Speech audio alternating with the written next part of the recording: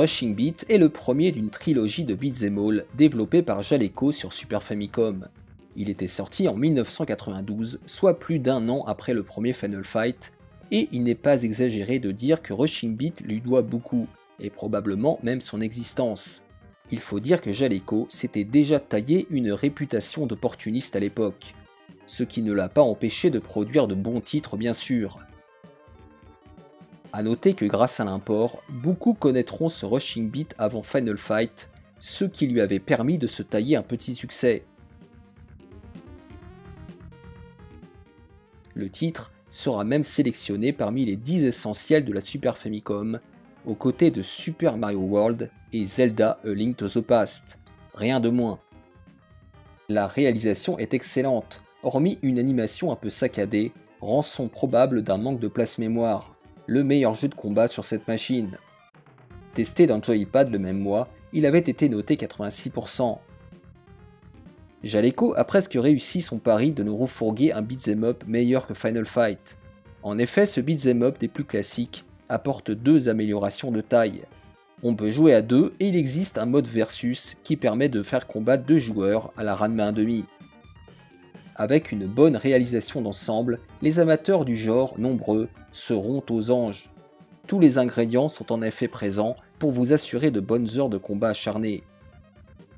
Moi qui ai connu ce jeu à l'époque, j'en gardais un bon souvenir. Mais aujourd'hui, qu'en est-il? Allez, on se retrouve cette fois dans le jeu, et avec cet écran titre, on perd pas de temps. Donc deux personnages jouables seulement dans ce premier épisode, qui sont grosso merdo l'équivalent de Cody et de Hagar de Final Fight. Ils se jouent à peu près pareil. Et voici donc le premier stage. Donc vous voyez tout de suite que graphiquement on est assez proche des Final Fight. Du côté des contrôles, c'est assez simple, on a l'enchaînement de base comme il se doit, on a une chope, un coup de genou, une attaque spéciale bien sûr, et la petite originalité de cette série avec le mode colère, mais on verra ça tout à l'heure. Donc les contrôles sont assez nerveux, en plus on peut courir en appuyant sur les gâchettes, voilà, ce qui permet de se placer derrière les personnages et de placer des chopes. Donc ce sera bien pratique et il faudra maîtriser les déplacements pour espérer pouvoir le finir. Voilà. Donc typiquement là, ce genre de personnage là qui nous attaque de loin, il vaut mieux les contourner pour éviter les problèmes.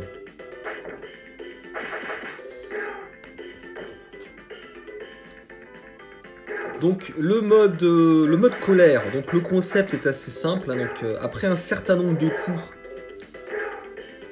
vous allez vous mettre à clignoter et le héros va devenir invincible pendant un temps limité et il sera également plus puissant. Donc ça c'est une bonne idée qui apporte un petit peu de variété dans le gameplay, parce qu'on va pas se mentir, Rushing Beat 1 c'est un jeu qui peut être assez lassant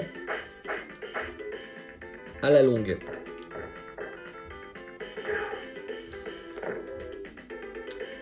Voilà. Bon, techniquement, que dire de ce jeu? Je trouve que c'est un titre qui n'a pas trop mal vieilli. Je sais pas ce que vous en pensez, mais les décors sont plutôt sympas, d'autant qu'il est assez varié. Les environnements sont assez variés, donc ça c'est un bon point. Et là encore, je trouve que le feeling Final Fight est beaucoup plus prononcé que dans les épisodes suivants. Et indirectement, c'est peut-être son plus gros défaut, c'est-à-dire que c'est un jeu qui manque de personnalité, clairement. On sent que Jaleco, comme souvent à l'époque, se calquait sur la concurrence. Je parlais des deux héros, bien sûr, qui sont totalement pompés sur Hagar et Cody, mais les ennemis aussi. Les ennemis aussi ressemblent beaucoup à ceux de Final Fight. Après, est-ce que c'est un gros défaut? Pas forcément, parce qu'on sait que dans les beat'em all, c'est souvent le cas. Hein, tous les beat'em all se ressemblent un petit peu de ce principe-là.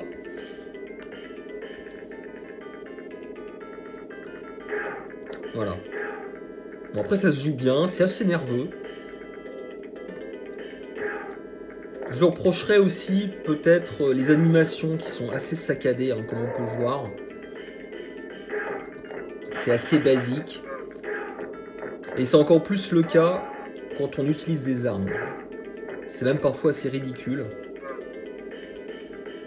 Hop. Et c'est un jeu qui n'est pas facile, faut le préciser. Alors je l'ai déjà testé, hein, pour ceux qui ne savent pas. Et c'est vrai que j'ai eu un peu de mal à le finir. Là vous voyez par exemple, j'ai déjà quasiment perdu une vie. Donc faut être prudent. Et comme souvent dans les beat'em all, bah, ce sont les déplacements qui font la différence. Voilà, donc là j'ai le mode colère. Qui nous rend à la fois plus puissants et invincibles. Donc il faut en profiter un maximum, notamment face aux boss. Alors il faut faire attention, là ces ennemis sont particulièrement difficiles, les karatékas. Il faut faire très attention quand on s'approche d'eux. Donc ne pas hésiter à utiliser les glissades. Donc la glissade, hein, c'est un coup que vous pouvez sortir en courant.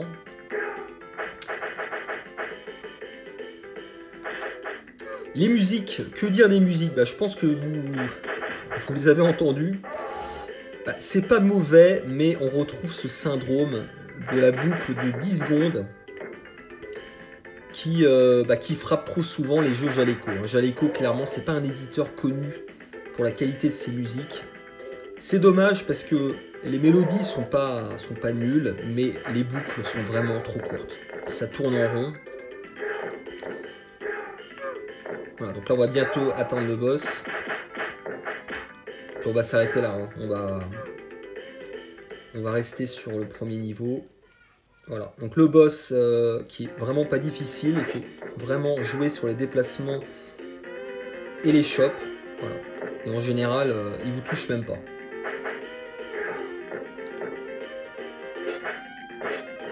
Voilà, vous pouvez également prendre son arme, mais je vous le conseille pas parce que finalement c'est moins efficace que les chops. Voilà.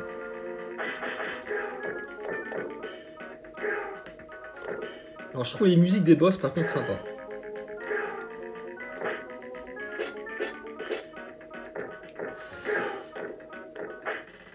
Allez. Voilà, cool. Ah, comme vous le voyez vraiment. D'une manière générale, de toute façon les armes dans le jeu sont pas très efficaces. Hein. C'est pas forcément utile de les prendre.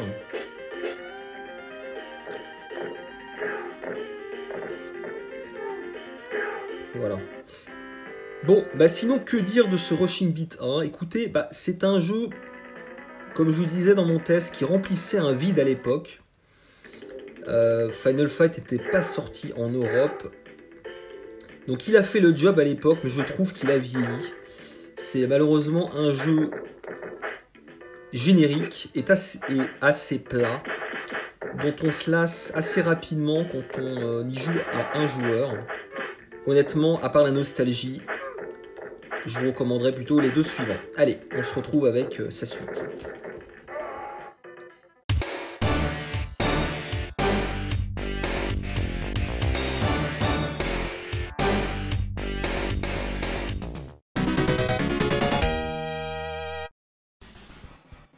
Rushing Beat Run, alias Brawl Brothers en version US, est sorti un an après son aîné en 1992 et opère une refonte à la fois sur le plan des graphismes que du gameplay. Rick Norton et Douglas font leur retour, mais sont cette fois accompagnés de 3 autres protagonistes, ce qui pousse le roster à 5 personnages. On accueille ainsi Wendy Milan, une catcheuse professionnelle à la fois rapide et puissante, Lord G, un maître judoka lent mais très puissant, et Kazan, un ninja moins puissant mais très rapide et véloce. Certains éléments du premier opus sont conservés, à savoir la possibilité de courir, cette fois en appuyant 2 fois sur avant et son fameux mode colère, qui décuple la puissance de votre personnage. Testé sous le nom de Rushing Beat 2 dans Joypad, il avait reçu un 84%. Les avis des testeurs, plutôt positifs, laissaient toutefois transparaître de la lassitude face à ce genre de jeu. Rushing Beat 2 devrait faire parler de lui. Tout d'abord, les 12 mégabits se font ressentir. 5 combattants, des décors et des situations agréablement changeantes, des musiques s'accordant avec cette sempiternelle baston.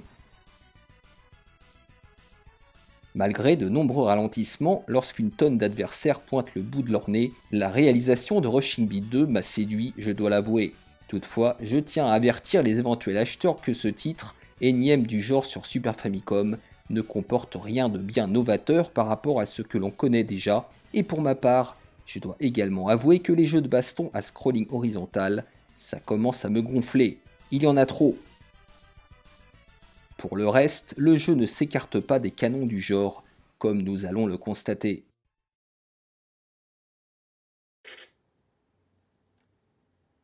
Et nous voici dans l'écran titre de Rushing Beat 2. Et là, tout de suite, vous allez constater que le roster s'est très fortement approfondi, puisqu'on a désormais 5 personnages jouables avec des caractéristiques propres. Donc de ce point de vue-là, Jaleco ne s'est pas reposé sur ses lauriers. Donc je vais prendre le héros. Donc je pense que c'est toujours Rick Norton. Et vous avez la possibilité de sélectionner un autre personnage avec lequel vous pourrez jouer au niveau suivant. Donc en fait, vous allez sélectionner votre personnage en début de chaque niveau. Voilà. Donc tout de suite, vous allez constater le gap graphique qui est assez frappant. Donc on gagne en détail, on gagne en couleur, mais aussi en nervosité, mais on en reparlera peut-être plus tard. Voilà, donc un jeu sympa, vraiment le Rushing Beat 2, moi j'ai tout de suite accroché. La petite contrepartie, c'est que les personnages sont peut-être un peu plus petits, donc ça plaira pas forcément à tout le monde. L'animation n'est pas non plus extraordinaire, hein, ils n'ont pas beaucoup amélioré ce point-là. Les démarches sont toujours saccadées, mais je les trouve moins ridicules qu'avant. Et notamment quand vous utilisez des armes.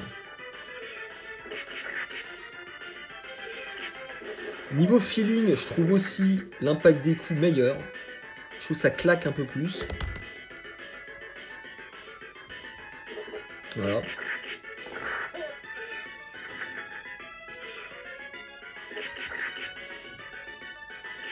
Et d'ailleurs c'est marrant, je trouve que les décors et les persos de ce jeu ont un petit feeling à la Undercover Cops. Je sais pas ce qui me fait penser ça, mais j'ai toujours trouvé qu'il y avait une petite ressemblance. Voilà, écoutez, après du côté du gameplay, bon, il n'y a pas de changements fondamentaux hein, par rapport au premier épisode. Mais comme je le disais, le jeu est plus nerveux. Les commandes sont plus souples aussi. Alors c'est probablement grâce au dash qui cette fois se fait en appuyant 2 fois vers avant. Et vous allez voir que ça vous sera bien utile pour vous extraire de certaines situations. Voilà, par contre petit défaut toujours, l'impact des coups avec les armes est toujours aussi foireux. Donc les bruitages sont un peu étouffés, c'est dommage. Ça décidément... Streets of Rage 2, de ce point de vue-là, est indépassable. Voilà, donc petite séquence avec une mise en scène là, très sympa, avec cet hélicoptère. C'est vraiment un beau jeu. Hein. Le Rushing Beat 2, c'est même probablement le plus beau jeu de la trilogie à mon goût. Mais on en reparlera plus tard avec le 3e épisode. Voilà. Ça se joue bien, c'est réactif, c'est rapide. Non, il y a vraiment un effort qui a été fait. Alors là, on retrouve évidemment le mode colère aussi, qui vous permettra de vous en sortir et de sortir des situations désespérées. Que dire ensuite de la bande son? Eh ben écoutez, je trouve pas ça terrible, toujours. Il y a même des musiques qui m'ont tapé sur le système. Et en fait, on retrouve toujours ces mélodies incessantes qui tournent en boucle. Et puis certaines sont vraiment bizarres. Enfin voilà, j'ai pas accroché du tout. En revanche, voilà, comme je le disais, je trouve les bruitages pas mal. C'est assez défoulant de ce point de vue-là. Sauf pour les armes, encore une fois.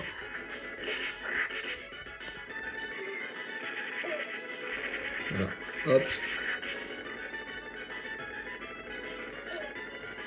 Donc globalement, ce jeu est placé sous le signe de la variété, d'une manière générale, que ce soit les décors, les mécaniques. Il y a toujours un petit gimmick dans chaque stage qui fait qu'on s'en lasse pas. Alors, merde. Malheureusement, je le trouve toujours un peu long, ce Rushing Beat 2. Alors de mémoire, on met quand même plus d'1 heure à le finir, ce qui est énorme. Pour un beat'em all, c'est vraiment beaucoup trop long.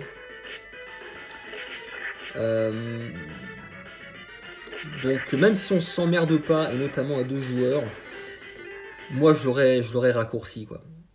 C'est trop long pour moi. Mais bon, c'est peut-être personnel comme avis.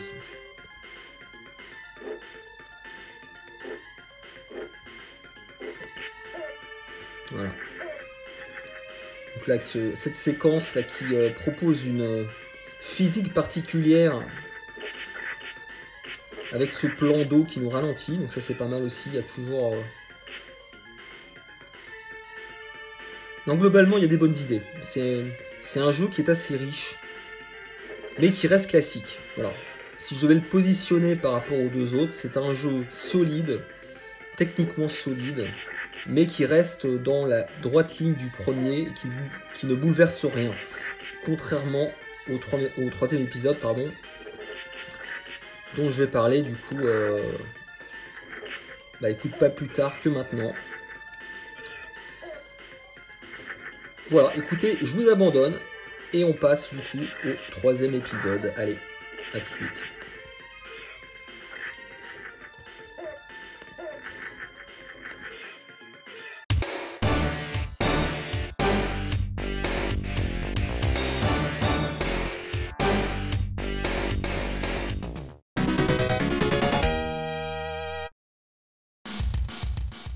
Encore un an après, débarque Rushing Beat Shura, titré The Peacekeepers aux États-Unis.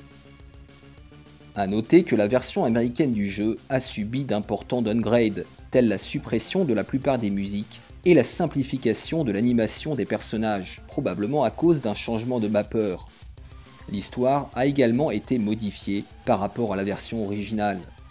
Ce 3e et dernier titre de la trilogie démontre que l'éditeur n'avait pas chômé, car il se distingue une nouvelle fois de son prédécesseur sur le plan graphique et du gameplay, avec l'ajout notamment de 2 fonctionnalités, une nouvelle attaque spéciale et surtout la possibilité de choisir différents parcours, ainsi que des fins multiples. Le roster s'agrandit encore avec un total de 6 personnages sélectionnables, et si le mode arcade n'est jouable qu'à 2 joueurs, un mode versus permet lui à 4 joueurs de s'affronter dans des arènes. Testé sous le nom de Rushing Beat 3, le titre de Jaleco avait reçu un accueil assez mitigé. La grande nouveauté est donc ce jeu à 4 joueurs avec le multitap, mais c'est bien là le seul progrès, car j'ai même remarqué une baisse de qualité dans les graphismes des sprites. Si vous êtes seul, vous devrez éviter ce titre. Par contre à plusieurs, vous pourrez enfin vous taper un Street Fighter à 4 simultanément, ça vaut le détour. Assez logiquement, le dernier épisode de la trilogie concentre toute l'expérience du studio et représente de ce point de vue l'épisode de la maturité. Et voici Rushing Beat Shura, donc l'épisode de la maturité comme je l'ai dit, et presque à tout niveau. Donc là vous avez 4 personnages jouables, alors en fait comme je le précisais, 4 personnages jouables qui sont en fait 6, puisque vous pouvez en débloquer 2 à l'aide d'un code. Donc ça fait quand même 6 personnages, donc gros effort là aussi de la part de Jaleco.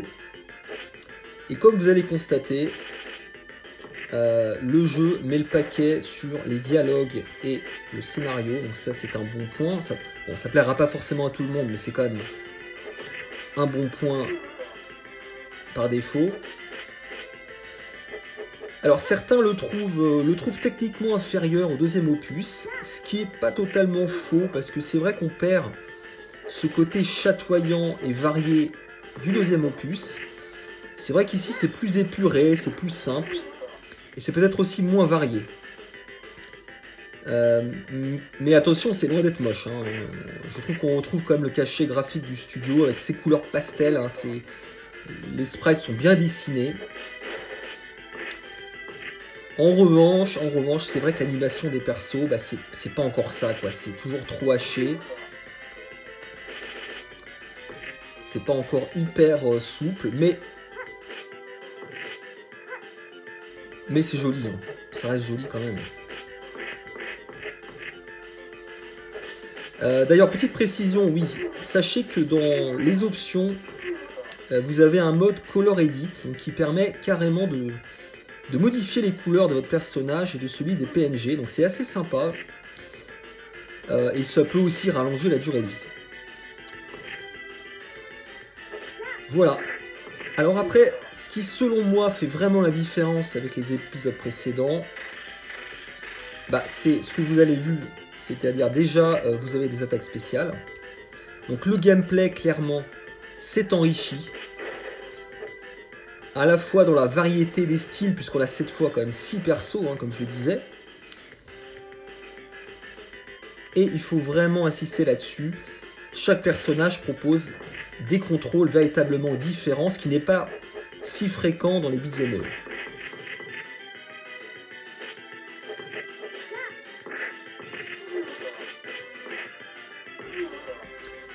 Donc on a, cette fois je l'ai montré, une attaque spéciale supplémentaire, qui sont assez impressionnantes d'ailleurs avec des effets de transparence.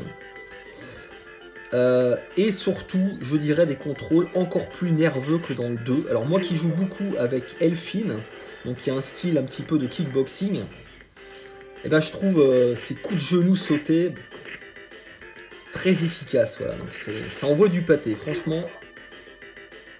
Et en termes d'impact, de feeling, je trouve que ça rend très bien. Et de ce point de vue-là, on monte encore d'un cran supplémentaire par rapport au deuxième épisode. C'est vraiment un jeu qui est agréable à jouer, hein, d'une manière générale.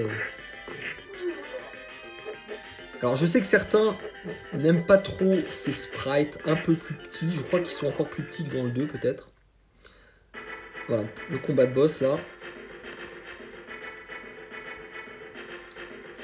Après, deuxième point, oui, dont je voulais parler. Attendez, je vais me concentrer un petit peu pour le combat de boss. Mais en gros, je voulais vous parler... Voilà, je vais passer l'attaque spéciale. Je voulais vous parler des embranchements. Donc, le jeu est connu pour ça. Mais sachez que dans chaque niveau, bah, vous aurez des portes. Souvent en haut de l'écran, que vous pourrez franchir pour accéder à des niveaux supplémentaires. Donc l'intérêt, c'est bien sûr de gonfler la rejouabilité. Attendez.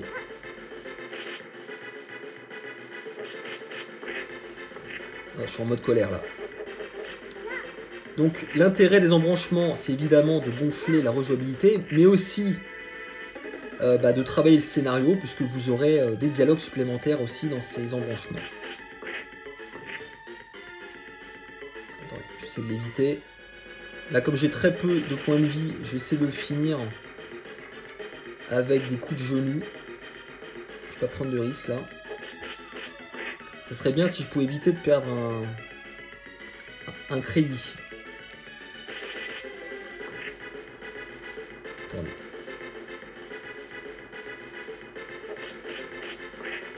C'est pas un boss difficile, hein, mais il faut simplement être un peu patient. Merde. Ah merde, je suis là. J'espère que je vais pas perdre là. Ah donc ça retire pas beaucoup de points de vie par contre, hein, les coups de genoux, j'avais oublié ça. Ah, il faut dire que c'est tellement efficace aussi que ce serait peut-être abusé. Allez, petit... Ah, je l'ai su, super. Voilà. Donc que dire d'autre? Les embranchements qui sont très importants dans ce jeu. Le scénario, malheureusement c'est en japonais, hein. Mais ça, voilà, ça pourra plaire à certains. Voilà, donc pas d'avancée majeure d'un point de vue technique, oui c'est vrai. Pas d'avancée majeure non plus d'un point de vue des bruitages et des musiques. Alors les musiques, par contre, je les trouve meilleures que dans les deux précédents. Je trouve que c'est l'épisode qui propose les meilleures musiques. Il y a parfois de belles mélodies et des reprises d'anciens thèmes qui sont assez réussis, donc ça c'est bon. Il n'y a pas non plus d'avancée majeure. Pour moi, cet épisode, c'est surtout du point de vue du gameplay, de la variété due aux embranchements, de la rejouabilité et de son fun de manière générale. C'est pour moi le jeu le plus fun des trois. Voilà. On va s'arrêter là. Et on se retrouve tout de suite pour la conclusion. Que penser de cette trilogie de Beat'em All sur Super Famicom? Allez, à plus.